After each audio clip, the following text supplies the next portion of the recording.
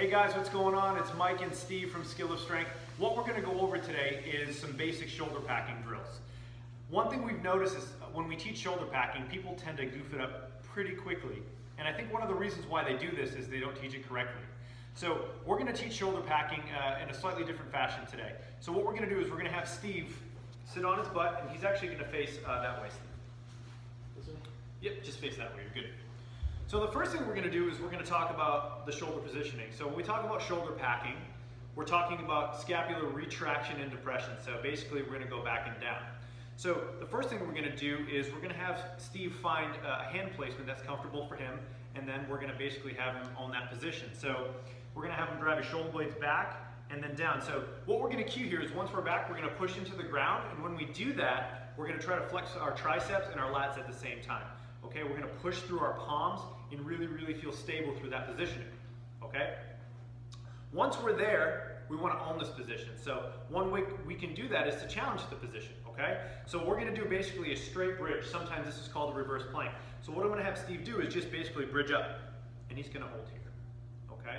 Now it's important that when we bridge, we don't change the shoulder positioning. We want to make sure that we're not shrugging or we're not allowing the shoulder to roll forward. So sit back down. So a couple ways we can challenge this, okay? One, we can do an isometric hold.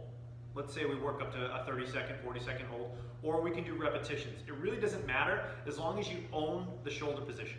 So the first thing would be to just challenge that bridge. The next thing we're going to focus on is what we call an alternate march with the lower limbs. So Steve's going to brace up, he's going to own this position, okay, and he's just going to lift one leg, and then he's going to lift the other leg. And when he does this, the rest of the body should not move, all right? So we want to maintain that retracted and that depressed position, and we want to lock it down. So alternate lower limb marches is the second progression. Okay, you can relax. Now we're going to make it a little bit tougher now. Now we're going to do an alternate march with the upper body. So what he's going to do is he's going to drive his feet into the ground, but he's going to alternate lifting each arm. And now what this is going to force him to do is really own packing that shoulder on the bottom side. This will absolutely challenge the position. Make sure that you don't change. That's very important. So as you notice, we've kind of got 3 points of contact, and he's focusing on lifting one upper body limb. You can relax for a second, Steve. So now what we're going to focus on is doing some cross body movements, okay? So now what we're going to focus on is a diagonal. This is a very hard position, but this is key because this is going to help us own the bridge position in the get up. So we're going to work on alternate. So what I'm going to do is I'm going to have Steve bridge up rather. He's going to drive between his right hand and his left heel, and he's just going to own that position. And boom, good job. And then go back to the other side. And good, we're just going to basically alternate from side to side. And this is actually technically harder than the position in the get up, but you're going to really get the idea of how to lock this in relatively quickly. So how does this help us in the get up? We're going to show you so you can relax for 1 second, Steve. So Steve, we're going to end up doing a right-sided get up. So let's actually have you spin around so they can see the down arm. So just lay flat on your back.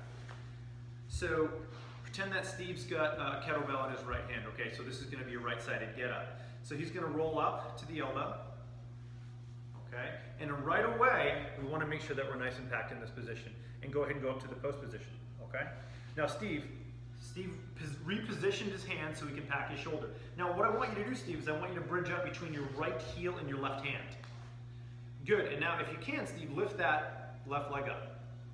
Okay, this is going to challenge that position, but you'll notice that he's very strong through his right heel and his left hand, and then come back down. This is very important because when you do the get up, this is where you have to load, okay, between those two limbs. So that's one reason why we want to own shoulder packing, okay? So Steve, come back down, and we're going to start fresh from the beginning.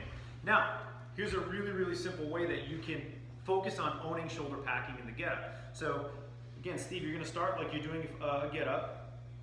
And I'm going to have Steve place his right hand on his left shoulder, okay? The reason why we're doing this is we want to focus on maintaining the shoulder pack position as we roll to the elbow and get up to the post position, okay? So what we're looking for here is making sure that we're not shrugging.